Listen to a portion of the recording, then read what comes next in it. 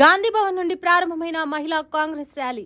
Petrol, diesel, gas ధరలు పెంపుకు నిరసనగా గాంధీ భవన్ నుండి గన్ పార్క్ వరకు ర్యాలీ చేపట్టారు మహిళా కాంగ్రెస్ నేతలు. మహిళా కాంగ్రెస్ అధ్యక్షురాలు ఎర్రబెల్లి స్వర్ణ ఆధ్వర్యంలో ఈ నిరసన కార్యక్రమం జరిగింది.